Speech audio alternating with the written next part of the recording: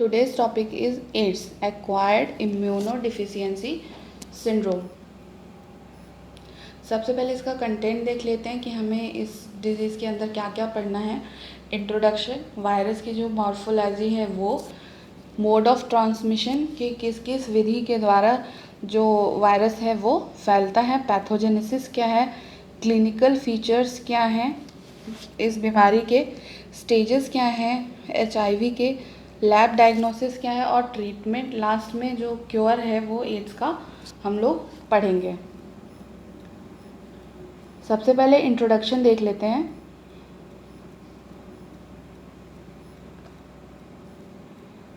HIV ads जो है वो HIV वायरस से फैलता है और HIV का फुल फॉर्म होता है ह्यूमन इम्यूनोडिफिशियंसी वायरस। ये वायरस ह्यूमन के इम्यून सिस्टम पे अटैक करता है, जैसे कि इसके नाम से ही समझ में आ रहा है, इम्यूनोडिफिशियंसी यानी इम्यून की डिफिशियंसी को कॉज करता है और यही बाद में एड्स हो जाता है।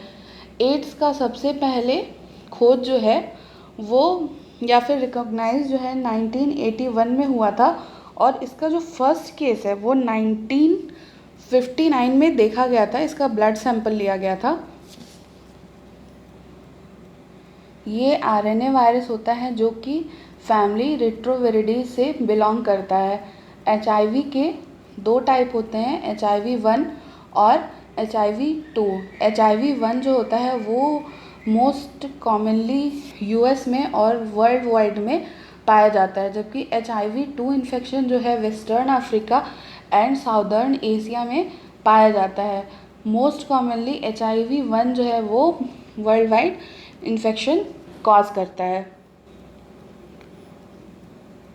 वर्ल्ड एड्स डे जो है वो 1 दिसंबर को सेलिब्रेट किया जाता है। अब इस वायरस की जो मॉर्फोलॉजी है उसको एक बार देख लेते हैं कि वायरस जो है वो किस चीज़ का बना होता है, उसका शेप क्या होता है और उसकी साइज़ क्या होती है, उसमें कौन कौन से प्रोटीन्स पाए जाते हैं और ये कौन से सेल पे अटैक करता है। HIV जो है वो स्फेरिकल शेप का इन्वेलप्ड वायरस होता है जिसका डायमीटर 90 to 120 nm होता है। HIV वायरस में सिंगल स्ट्रैंडेड RNA की दो आइडेंटिकल कॉपीज़ होती हैं। वायरस का जो कोर होता है वो न्यूक्लियोकैप्सिड से घिरा होता है जो कि प्रोटीन का बना होता है। वायरस का जो इन्वेलप है वो लाइपोप्रोटीन का बना होता है। वायरस के सरफेस पे स्पाइक्स निकले रहते हैं जो कि बैडमिंटन लाइक होते हैं, जो कि ग्लाइकोप्रोटीन इन नेचर होते हैं। वायरस का जो स्पाइक होता है वो होस्ट के CD4 सेल से जा कर के अटैच होता है। HIV वायरस में 3 जो है स्ट्रक्चरल जीन्स होते हैं, जबकि 5 जो है वो नॉन स्ट्रक्चरल जीन्स होते हैं। स्ट्रक्चरल जीन्स जो हैं उनके नाम है GAG या फिर POL एंड ENV, और जो स्ट्रक्चरल जीन्स जो नॉन स्ट्रक्चरल जीन्स हैं वो हैं TAT REV NEF VIF VPR। ये जो है वायरस की एक डायग्रामेटिक रिप्रेजेंटेशन है। 2 सिंगल स्ट्रैंडेड RNA पाया जाता है। ये स्पाइक लाइक प्रोजेक्शन होता है। ये वायरस का लिपिड मेम्ब्रेन है। वायरस जो है वो स्फेरिकल इन शेप होता है। ये एक और डायग्राम है, इसमें वायरस का लिपिड मेम्ब्रेन दिखाया गया है। रिवर्स ट्रांसक्रिप्टेज जो है एंजाइम है।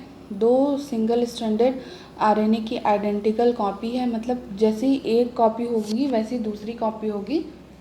ये एक कैप्सुलेटेड वायरस होता है। नेक्स्ट हम लोग मोड ऑफ ट्रांसमिशन के बारे में बात करते हैं। सबसे पहला है सेक्सुअल ट्रांसमिशन। सेक्सुअल ट्रांसमिशन जो है वो मेन मोड ऑफ ट्रांसमिशन होता है जो कि 75% केसेस के लिए रिस्पॉन्सिबल होता है। जो वायरस का ट्रांसमिशन है वो मेल टू मेल के बजाय मेल टू फीमेल रूट से ज़्यादा ट्रांसमिट होता है। सेकेंड है पैरेंटल ट्रांसमिशन। पैरेंटल ट्रांसमिशन में ये होता है कि जो भी अगर कोई भी ब्लड इन्फेक्टेड पर्सन का ब्लड है, वो अगर किसी हेल्दी पर्सन को चढ़ा दिया गया तो वो पर्सन जो है इन्फेक्टेड हो सकता है। या फिर अगर कोई व्यक्ति ऐसी डिजीज़ से फाइट कर रहा है जिसमें ब्लड प्लेटलेट की नीड है और बिना सावधानी के ऐसे व्यक्ति का ब्लड प्लेटलेट हेल्दी व्यक्ति को चढ़ा दिया गया जो कि HIV से इन्फेक्टेड है, तो हेल्दी व्यक्ति को HIV इन्फेक्शन हो सकता है। जो निडल्स हैं, अगर HIV इन्फेक्टेड व्यक्ति की इस्तेमाल की हुई निडल्स या फिर सिरिंजेस का यूज़ जो है वो इंट्रावेनस ड्रग्स देने के लिए अगर यूज़ होता है तो भी हेल्दी पर्सन जो है वो HIV से इन्फेक्ट हो सकता है। या फिर बहुत बार ऐसा होता है कि कोई भी व्यक्ति जो है वो HIV इन्फेक्टेड है और वो ड्रग एब्यूज़ का शिकार है, तो ऐसे लोग क्या करते हैं कि एक झुंड में बैठ करके ड्रग्स का यूज़ करते हैं और उसमें अगर कोई भी व्यक्ति HIV इन्फेक्टेड है तो लोग generally same needle same syringe का यूज़ करते हैं। तो इसमें क्या होता है कि जो व्यक्ति हेल्दी भी है वो भी HIV से इन्फेक्टेड हो जाएगा। नेक्स्ट है पेरीनेटल ट्रांसमिशन। पेरीनेटल ट्रांसमिशन जो है उसमें क्या होता है कि जो मदर है अगर वो HIV इन्फेक्टेड है तो जो उसके वॉर्म में बेबी है, जो फीटस है, वो भी HIV इन्फेक्टेड हो सकता है। जो HIV का वायरस होता है वो जो प्लेसेंटा है उसको क्रॉस करके बेबी में चला जाएगा और बेबी को भी इन्फेक्शन कॉज करेगा। या फिर जो मदर का जो एमनियोटिक फ्लूइड होता है उसकी वजह से भी बेबी इन्फेक्टेड हो सकता है। या तो फिर अगर कोई मदर है जो अपने बेबी को ब्रेस्ट फीडिंग करा रही है और वो HIV इन्फेक्टेड है और उसे ये चीज़ पता नहीं है कि वो HIV इन्फेक्टेड है, तो वो कोई भी प्रिकॉशन नहीं लेगी और अपने बच्चे को ब्रेस्ट फीडिंग जो है वो कंटिन्यू रखेगी और ब्रेस्ट फीडिंग की वजह से भी जो बेबी है वो इन्फेक्टेड हो सकता है। नेक्स्ट बात करते हैं ऑक्यूपेशनल ट्रांसमिशन की।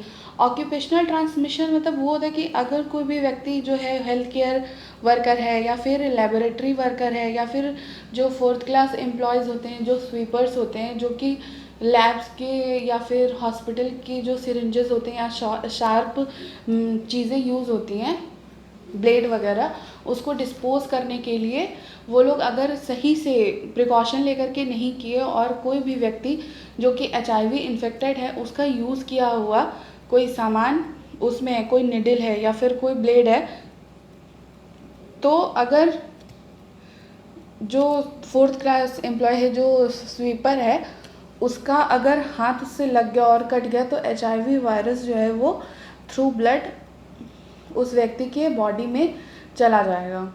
या फिर जो लेबोरेटरी में काम करते हैं लोग, अगर वो प्रिकॉशन नहीं लिए और सही मेथड से जो सैंपल है उसे हैंडल नहीं किए और ग्लव्स वगैरह नहीं लगाए हैं और बाय मिस्टेक जो कंटेनर है वो कांच का बना होता है मोस्ट ऑफ द टाइम और वो टूट गया और उस कंटेनर में जो ब्लड है या फिर जो भी सैंपल है वो HIV इन्फेक्टेड व्यक्ति का है, तो वो जो वर्कर है जो उसे हैंडल कर रहा है उसके हाथ में भी लगेगा और उसकी वजह से जो HIV वायरस है वो उस हेल्थ केयर वर्कर के ब्लड स्ट्रीम में चला जाएगा और जो वर्कर है वो HIV से इन्फेक्टेड हो सकता है। नेक्स्ट हम लोग बात करेंगे एड्स की पैथोजेनेसिस की।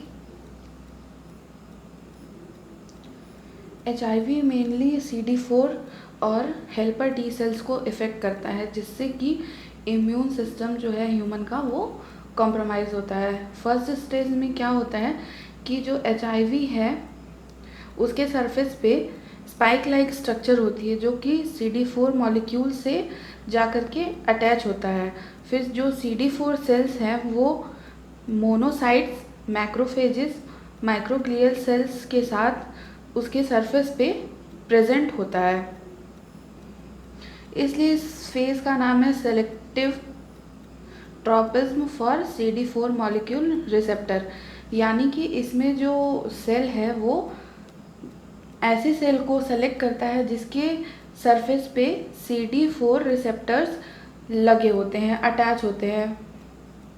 इस चीज़ को हम लोग ऐसे भी समझ सकते हैं कि किसी भी पर्टिकुलर जो ताला होता है उसको खोलने के लिए पर्टिकुलर चाबी का ही यूज़ किया जाता है। अगर किसी और चाबी से उसे खोलेंगे तो वो नहीं खुलेगी। वैसे ही जो HIV वायरस है वो पर्टिकुलरली CD4 सेल्स पे जब अटैच होगा तभी वो इन्फेक्शन कॉज करेगा, अदरवाइज वो इन्फेक्शन कॉज नहीं कर पाएगा। नेक्स्ट होता है इंटरनलेशन।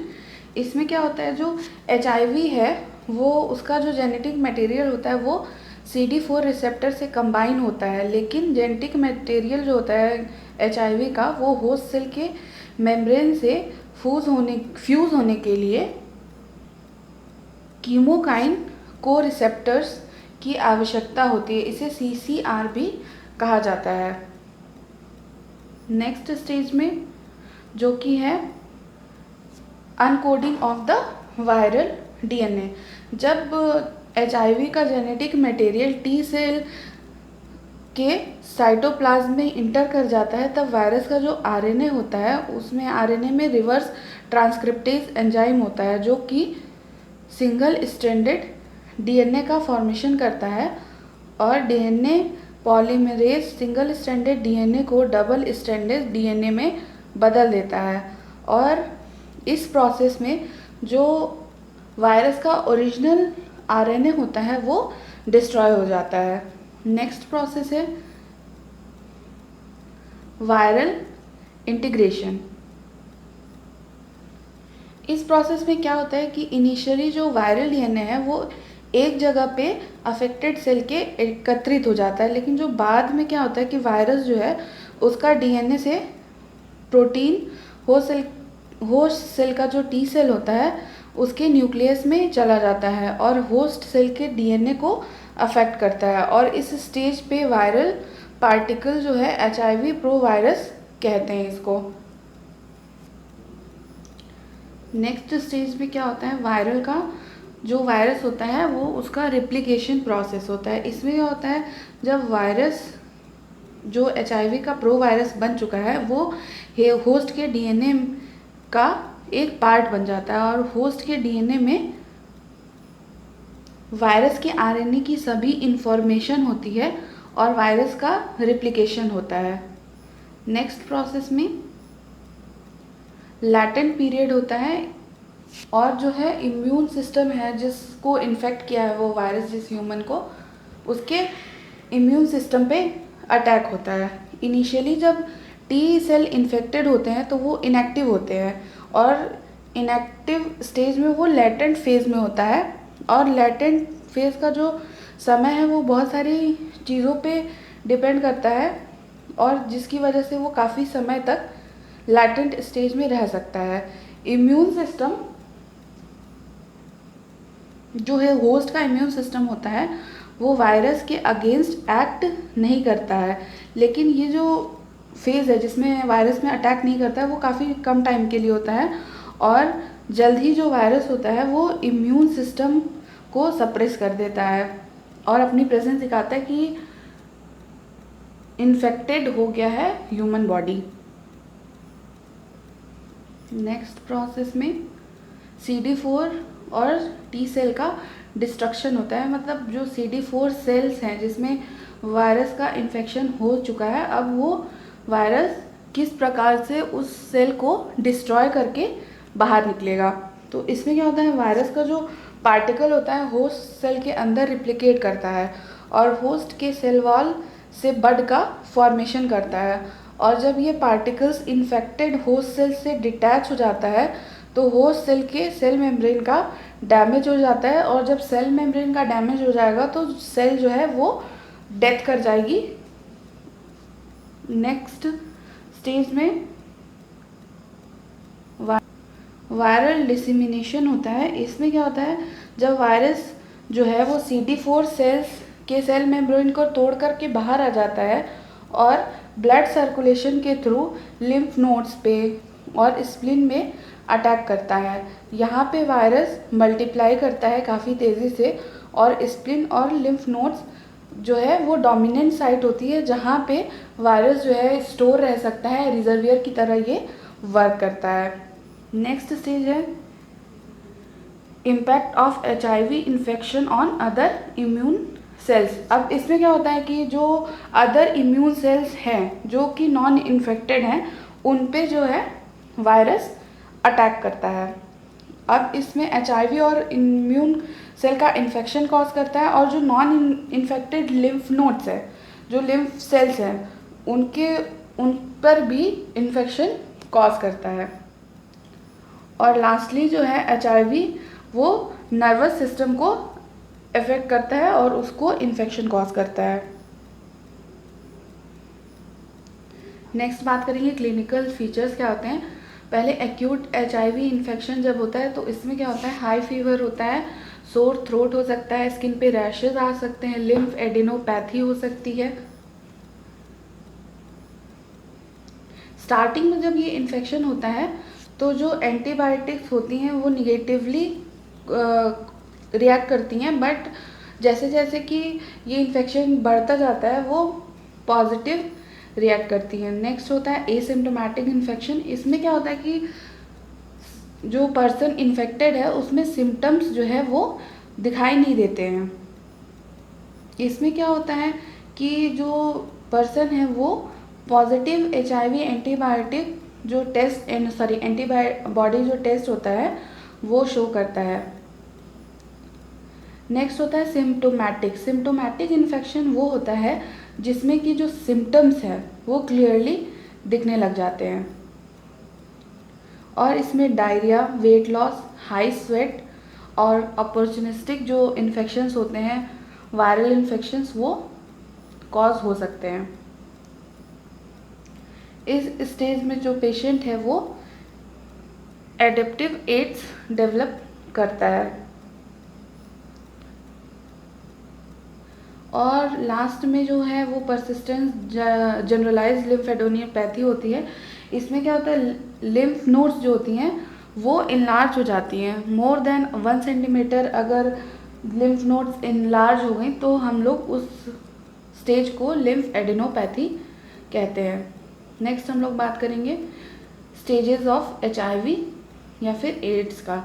जो फर्स्ट स्टेज होता है उसमें जो है एसिम्प्टोमेटिक होता है, यानी कि कोई लक्षण नहीं दिखेगा और हो सकता है कि लिम्फ एडिनोपैथी हो जाए, यानी कि जो लिम्फ नोड्स हैं वो 1 सेंटीमीटर से ज़्यादा बढ़ी हुई दिखाई दे।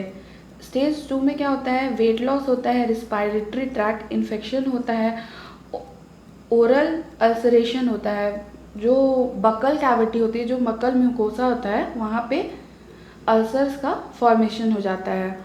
नेल्स में जो होता है वो फंगल इन्फेक्शन शो करता है।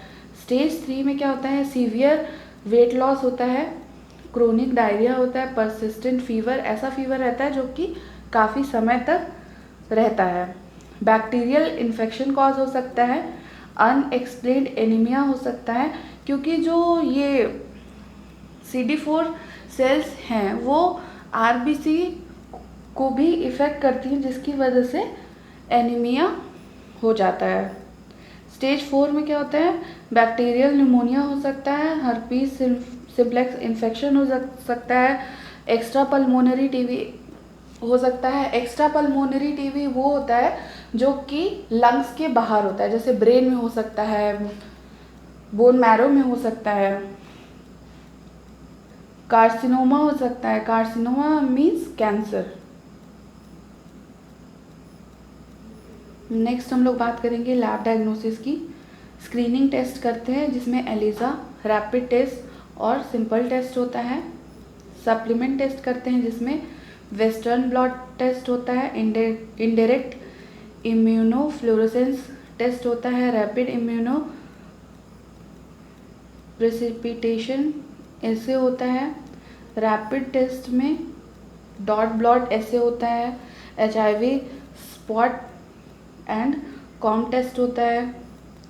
ऐसे काफ़ी टेस्ट जो होते हैं वो जैसे जैसे HIV का सिम्टम्स दिखाई देता है, जिस स्टेज में होता है उस स्टेज के अनुसार लैब डायग्नोसिस की जाती है, उस हिसाब से ब्लड सैंपल वगैरह लिए जाते हैं।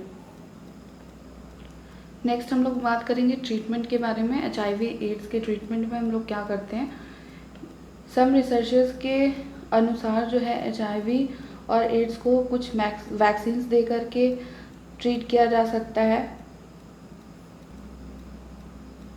प्री एक्सपोजर प्रोफाइलेक्सिस की जाती है इसमें। HIV एड्स के ट्रीटमेंट में जो है ARV एंटी रिट्रोवायरल ड्रग्स का भी यूज़ किया जाता है। जो सबसे अच्छा मेथड माना जाता है ट्रीटमेंट का वो हार्ट है, that is highly active retrovirus treatment. Drugs का जो है कॉकटेल दिया जाता है, यानी कि बहुत सारी ड्रग्स मिक्स करके चलाई जाती हैं, जैसा कि सिम्टम दिखता है सिम्टोमेटिक ट्रीटमेंट किया जाता है इसमें। नेक्स्ट बात कर लेते हैं एड्स के क्योर की।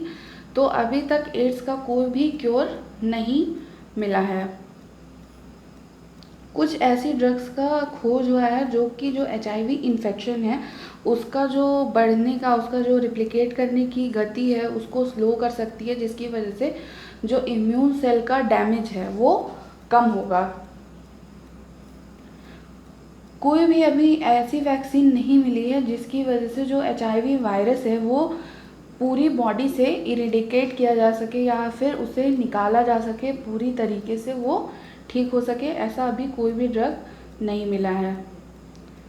अदर जो ड्रग्स हैं वो अपॉर्चुनिस्टिक ट्रीटमेंट के लिए यूज़ होती हैं, जैसे अगर इसमें फीवर है तो एनाल्जेसिक दे देंगे, पेन वगैरह है, या फिर TB अगर इस वजह से होता है, या फिर कोई अपॉर्चुनिस्टिक इन्फेक्शन है तो उन सबका जो सिम्टम दिखाई दे रहा है उसको हम लोग ट्रीट करते हैं, ना कि जो HIV वायरस है जो कि रेट्रोवायरस है उसको ट्रीट करते हैं।